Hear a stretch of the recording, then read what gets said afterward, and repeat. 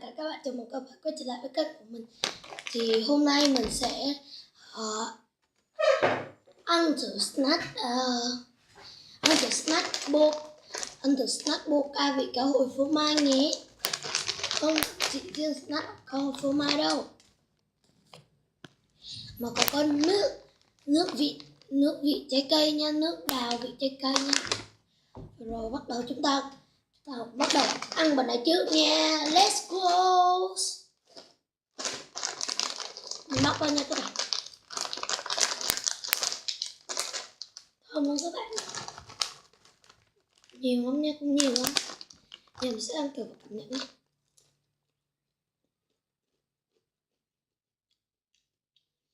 Ngon lắm các bạn. Các bạn có thể mua bịch này về ăn, chơi hoặc là thách với bạn bè mình nhé. Ngon lắm các bạn. Các bạn có thể mua về ăn đó. Ngon cực.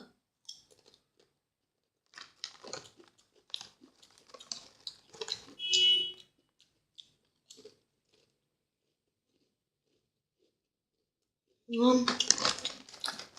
Mình sẽ bỏ nó qua một bên, bỏ bịch này qua một bên để mình uống nước đào nữa nha các bạn.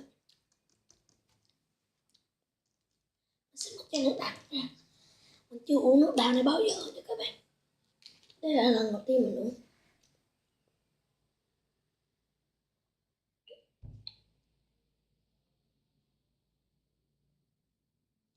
Nước này có vị đào, ngon lắm các bạn. Cái vị đào chua chua, ngọt. Các bạn có thể mua về và uống nhé.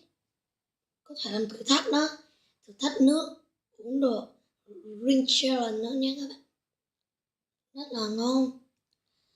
Thì hai thứ này là mẹ mình mua cho mình đó, mình không được xài tiền để xài, mình phải đưa cho mẹ để mẹ giữ cho mình. Đây, hai món này là mẹ mình mua nha. Vậy cảm ơn các bạn đã xem clip của mình. Nếu thích video này hãy đừng quên like, share và subscribe và để lại bình luận ở dưới nha. Bye bye và hẹn gặp lại. Hải Anh nguyện love you.